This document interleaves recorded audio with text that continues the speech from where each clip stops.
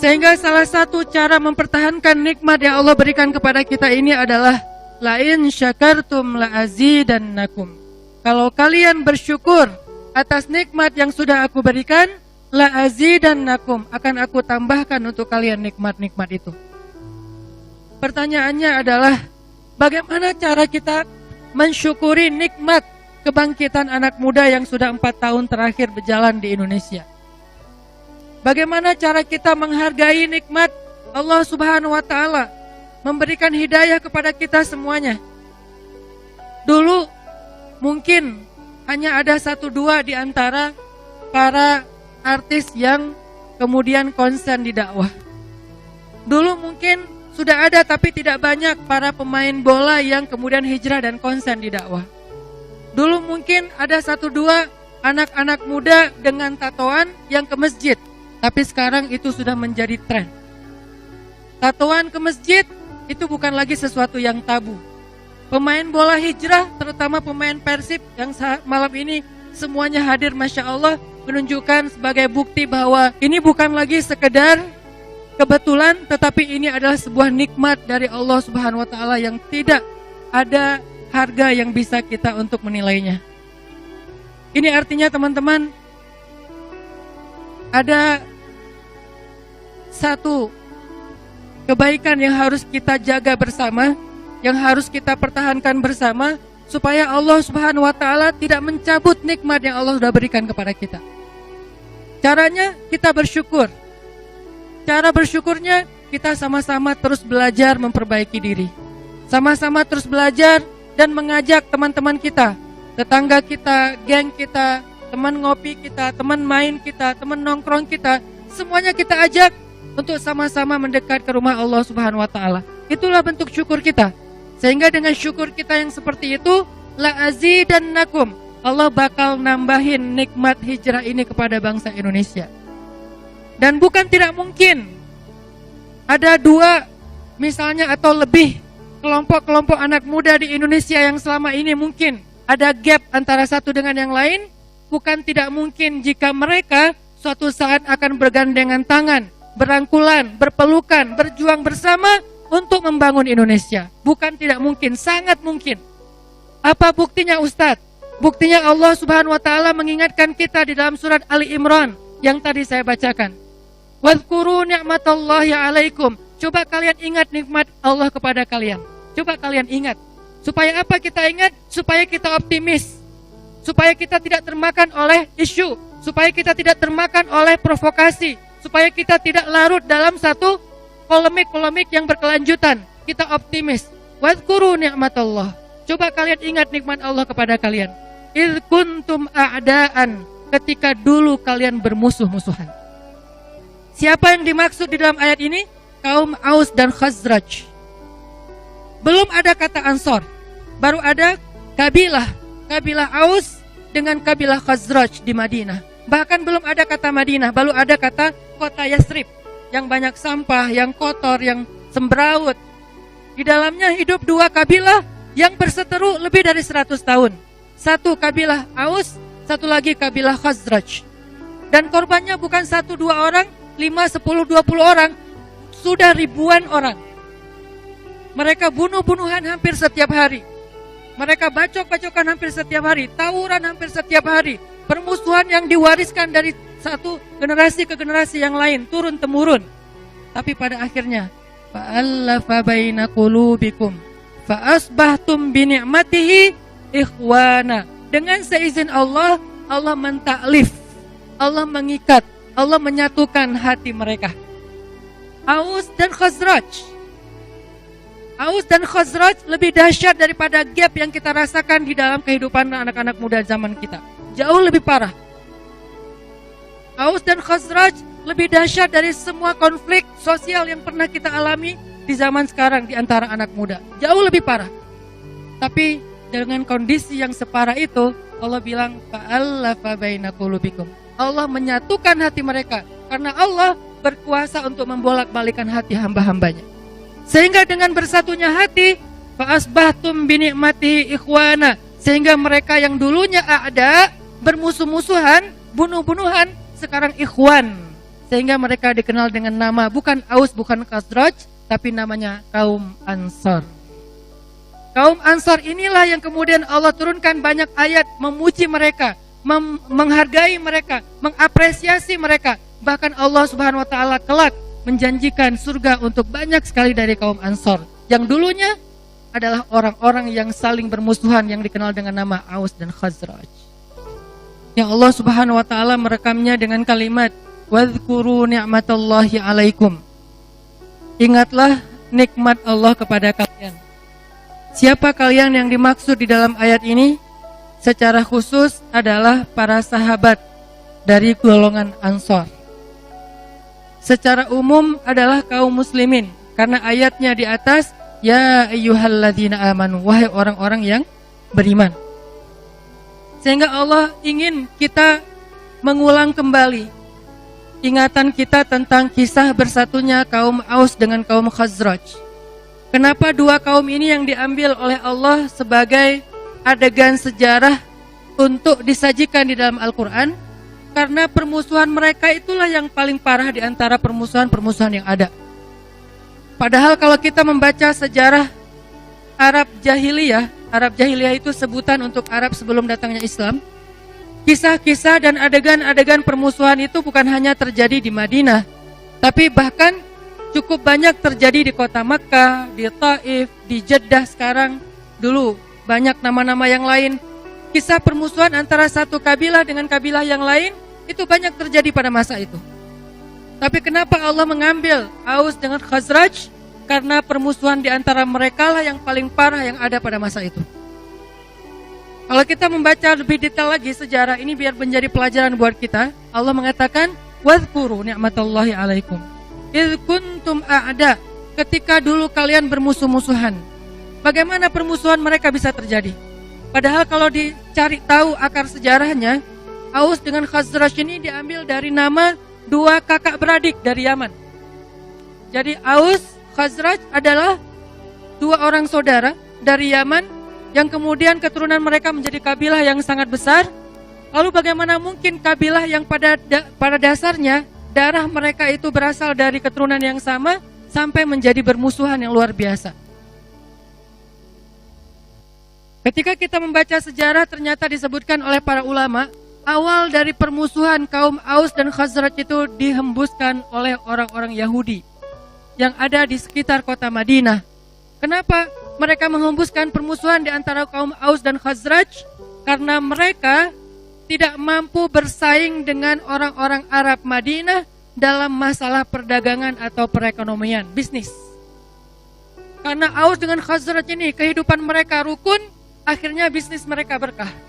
Perdagangan mereka maju. Kota mereka itu bagus. Kota mereka itu nyaman. Kehidupan mereka secara sosial itu maju sekali. Sedangkan orang-orang Yahudi merasa tidak mendapatkan keuntungan dari kemajuan orang-orang Madinah pada masa itu. Sehingga akhirnya beberapa tokoh-tokoh Yahudi yang dengki kepada persatuan orang-orang Madinah menghembuskan permusuhan di antara kaum Aus dengan Khazraj. Terjadilah percekcokan, kemudian terjadilah sebuah konflik, kemudian sampai terjadi pertumpahan darah. Dan itu dipelihara terus-menerus oleh orang Yahudi pada masa itu. Tujuannya apa? Karena mereka ingin mengambil keuntungan di dalam permusuhan ini. Mereka mengambil keuntungan di dalam konflik ini. Mereka mengambil keuntungan di dalam permasalahan sosial ini. Dan itu adalah salah satu skenario yang terjadi sejak zaman Nabi Nuh alaihissalam sampai akhir zaman. Sehingga ketika kita bermusuhan, maka yang rugi adalah kita sendiri. Ketika kita bertikai, maka yang rugi adalah kita sendiri. Gak usah jauh-jauh soal negara atau bangsa, masalah rumah tangga aja. Ketika kita lagi diam-diaman, ketika kita lagi kayak saling gak mau read WA dari yang lain, itu yang rugi siapa? Keluarga sendiri. Kenapa? Kita gak bisa bahas lagi masalah kebutuhan keluarga kita.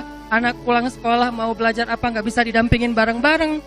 Sehingga ayahnya kemana, ibunya kemana, banyak ruginya. Belum lagi nanti dari sisi keberkahan keluarga, Allah cabut keberkahan ketika ada firqah, ada permusuhan. Karena Nabi SAW mengatakan, al-jama'atu rahmah, persatuan itu adalah kebaikan dari Allah. wal firqatu azab, dan permusuhan atau bercerai-berai itu adalah musibah. Sehingga dengan bermusuhnya kaum Aus dan kaum Khazraj di Madinah, akhirnya orang-orang Yahudi mengambil manfaat dari permusuhan ini. Dan ini berlaku selama lebih dari 100 tahun. Sampai puncaknya teman-teman terjadi beberapa tahun menjelang hijrahnya Nabi ke Madinah, dikenal dengan nama Perang Bu'as. Apa itu Perang Bu'as? Perang antara kaum Aus dengan kaum Khazraj yang berlangsung selama 5 tahun dan setiap hari non-stop. 5 tahun. Dan bukan ketika ada event tertentu aja mereka berperang. Setiap hari selama 5 tahun. Ketemu di jalan, bunuh. Ketika mereka jalan sendiri, ketahuan, dihabisin. Dan ini terjadi selama 5 tahun berturut-turut. Dan setiap hari ada konflik, setiap hari ada yang meninggal, setiap hari ada yang terbunuh, setiap hari ada yang diculik, setiap hari ada yang disiksa. Selama 5 tahun. Itu luar biasa perang Bu'as antara kaum Aus dengan kaum Khazraj. Sehingga berjatuhanlah korban lebih daripada 10.000 orang-orang dari suku Aus dengan suku Khazraj. Banyak rumah mereka yang rusak, banyak kebun-kebun tanaman mereka yang rusak, apalagi pasar. Pasar mereka hancur gara-gara peperangan selama 5 tahun. Dan dua-duanya kuat. Tidak ada satupun yang mengklaim mereka memenangkan peperangan itu. Pada akhirnya setelah lelah mereka berperang selama 5 tahun, akhirnya mereka mengajukan gencatan senjata. Bukan damai, hanya istirahat, break dulu nih. Gencatan senjata. Karena kalau damai, maka selesai masalahnya. Ini tidak berdamai, hanya break dulu dalam beberapa waktu. Dalam masa break inilah alhamdulillah Allah turunkan rahmatnya. Allah persatukan hati mereka. Dengan siapa? Dengan diutusnya Rasulullah SAW kepada mereka. Ternyata kisah persatuan kaum Aus dengan kaum Khazraj tidak melalui dengan perdagangan, walaupun itu sesuatu yang penting. Tidak melalui agenda-agenda politik, walaupun itu bermanfaat. Tidak melalui pendekatan budaya, walaupun itu sesuatu yang luar biasa. Tetapi ternyata Allah takdirkan persatuan kaum Aus dengan kaum Khazraj melalui adegan-adegan dakwah, melalui aktor-aktor dakwah. Dan yang paling hebat di antara mereka pastinya adalah Rasulullah SAW. Sehingga Allah mengatakan, "Idz kuntum a'da'an", dulu kalian bermusuh-musuhan selama ratusan tahun. "Fa'allafa baina qulubikum", lalu Allah menyatukan hati kalian. Bagaimana cara Allah menyatukan hati mereka? Ini kita coba breakdown lagi, kita bedah lagi kisahnya secara detail. Apa yang terjadi sehingga hati mereka bersatu? Sehingga ini menjadi pelajaran bagaimana cara kita mempersatukan hati-hati di antara pemuda di seluruh Indonesia. Bukan hanya supporter bola, apapun itu. Komunitas motor, komunitas bola, supporter, komunitas anak street, dan seterusnya.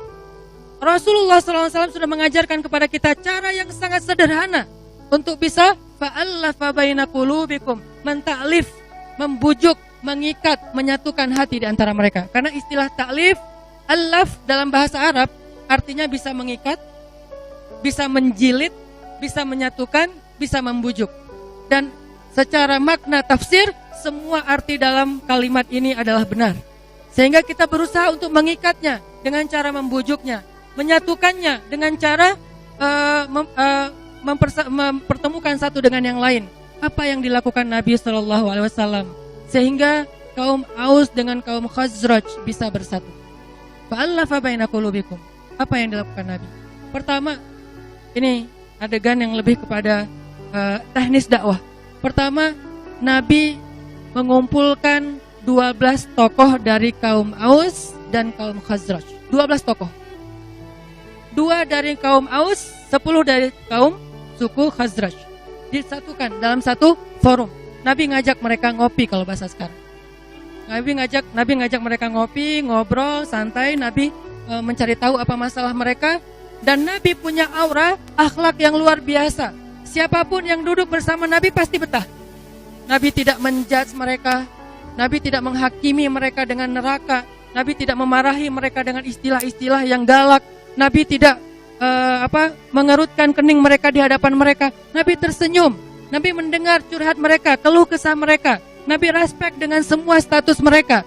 Pada akhirnya pelan-pelan hati mereka mulai lembut, hati mereka mulai luluh, hati mereka mulai tertarik kepada Islam. Kemudian pada akhirnya dalam majelis itu sekali pertemuan dengan Nabi, ke-12-12-nya kemudian berbaiat kepada Nabi. Bukan hanya masuk Islam, baiat. Apa bedanya? Kalau masuk Islam mereka bersyahadat, kalau berbaiat mereka mendeklar akan ikut kepada agenda-agenda dakwahnya Nabi SAW. Mereka menyampaikan komitmennya, saya sami'na wa ata'na kepadamu ya Rasulullah. Saya akan ikut, beri saya tugas, apa yang harus saya lakukan, bagaimana cara mengislah, mendamaikan di antara Aus dengan Khazraj. Kami ikut agenda dari Rasulullah SAW. Ini awal dari bersatunya Aus dengan Khazraj, dipimpin oleh Rasulullah SAW. Pertanyaannya teman-teman, Rasulullah sudah wafat.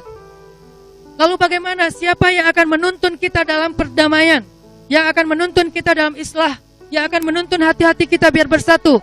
Rasulullah sudah wafat, tetapi Rasulullah punya para pewaris. Al-ulama warasatul anbiya. Para ulama adalah pewaris-pewaris Nabi SAW.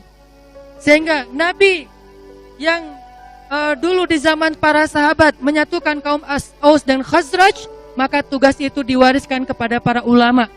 Tugas itu diwariskan kepada para ustadz. Tugas itu diwariskan kepada para da'i. Tugas itu diwariskan kepada para kiai, para syekh, para tokoh-tokoh agama yang paham tentang ilmu dakwah dan pergerakan. Dan yang dibutuhkan dari kita adalah kita komitmen untuk sami'na wa ata'na kepada dakwah yang diajarkan dan dicontohkan oleh para ulama. Awalnya 12 orang, 2 dari suku Aus, 10 dari suku Khazraj. Kemudian mereka kembali ke Madinah, menyampaikan dakwah-dakwah yang sudah diajarkan oleh Nabi, SOP-nya dibikin oleh Nabi, konsep dakwahnya dijelasin oleh Nabi SAW. Lalu di Madinah dalam setahun mereka mengumpulkan 73 tokoh, bukan 73 orang Muslim, 73 tokoh. Dari 12 menjadi 73. 73 tokoh ini kemudian datang lagi ke Mekah, terjadilah lagi baiat kedua yang dikenal dengan Bai'ah Aqabah II. 73 ini 11 dari mereka adalah suku Aus dan sekitar 60 berapa itu dari suku Khazraj. Ini artinya dari perwakilan masing-masing kelompok mereka mengutus tokoh-tokohnya. Setelah 73 tokoh ini kemudian berbaiat, mereka akan melindungi Nabi, mereka akan mengikuti Nabi. Maka kemudian Nabi SAW mendeklar, kami akan hijrah ke Madinah. Itulah gerakan hijrah yang sebenarnya teman-teman. Itu yang disebut dengan programming. Jadi dakwah bukan cuma orasi, dakwah bukan cuma narasi. Dakwah yang sejati itu adalah memprogram, social engineering. Bagaimana cara kita mengirsyadul mujtama, mengarahkan masyarakat kepada kebaikan-kebaikan melalui agenda-agenda dakwah. Itulah dakwah yang sesungguhnya. Itulah yang sedang kita kerjakan di Pemuda Hijrah bersama anak-anak muda di seluruh kota Bandung. Kita memprogram pemuda, kita memprogram masyarakat.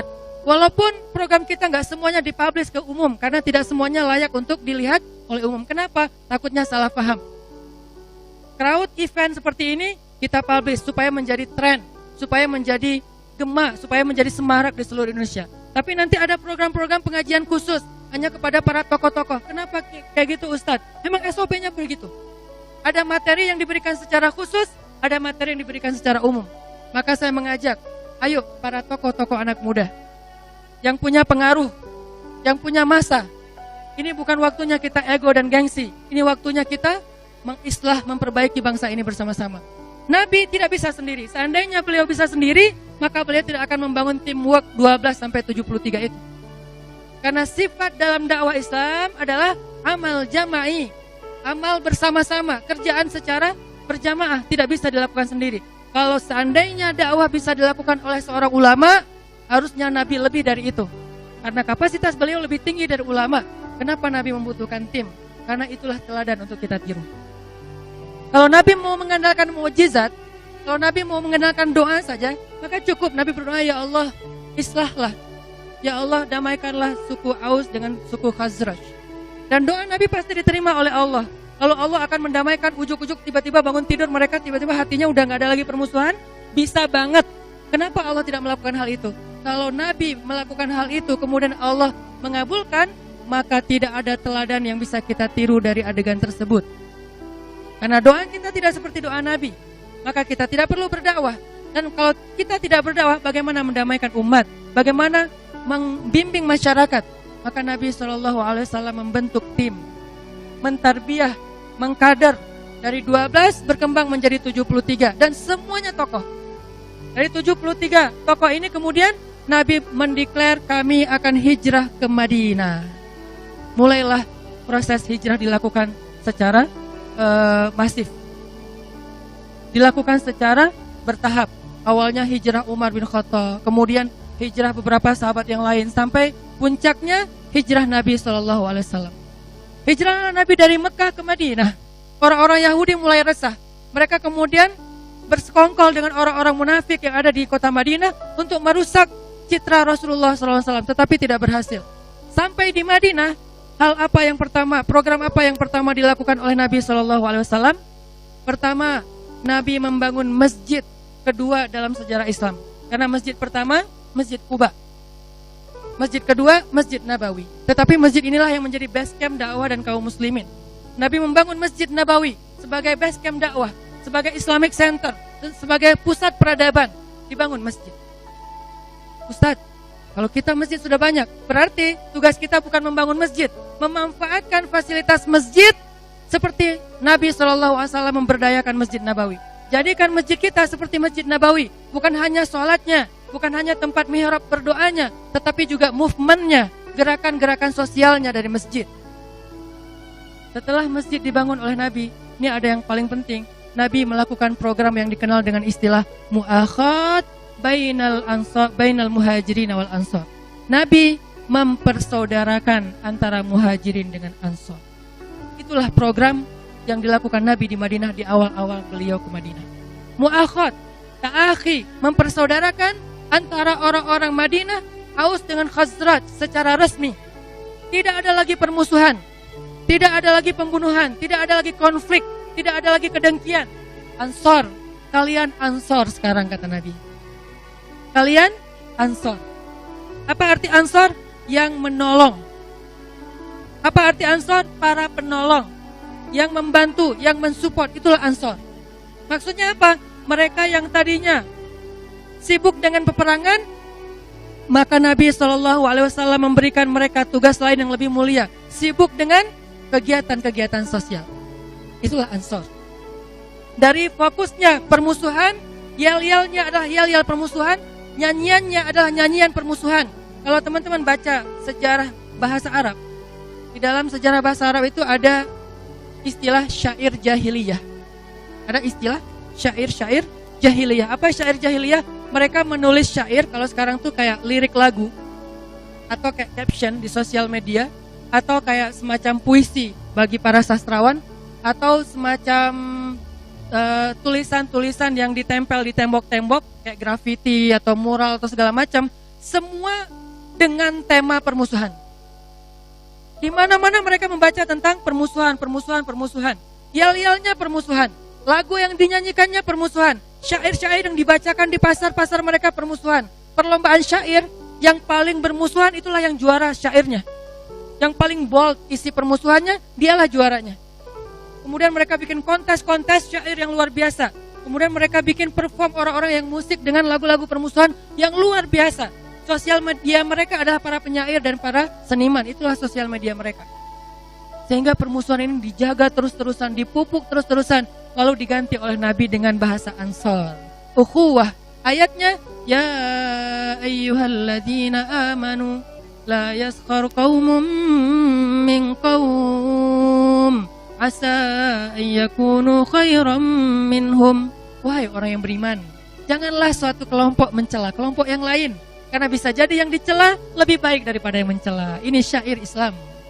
Inilah puisi Islam, inilah caption Islam, inilah lagu-lagu Islam yang dinyanyikan di era Rasulullah SAW, disemarakan, digaungkan di mana-mana. Orang menulis itu di pelepah pohon korma, orang menulis itu di kertas, orang menulis itu di dalam hatinya. La yaskar qaumum min qaum asa ayyakunu khairam minhum. Janganlah suatu kelompok mencela kelompok yang lain, karena bisa jadi yang dicela lebih baik daripada yang mencela. Wala nisa'um min nisa asa ayyakunna khairam minhun. Janganlah sekelompok perempuan mencela kelompok perempuan yang lain. Janganlah suatu organisasi mencela organisasi yang lain. Janganlah suatu komunitas mencela komunitas yang lain. Janganlah suatu supporter mencela supporter yang lain. Kenapa? Asa ayyakunu khairam minhum. Bisa jadi yang dicela itu lebih baik daripada yang mencela. Itu slogan Islam, teman-teman. Habis Nabi hijrah ke Madinah dan membuat program mu'akhad, persaudaraan.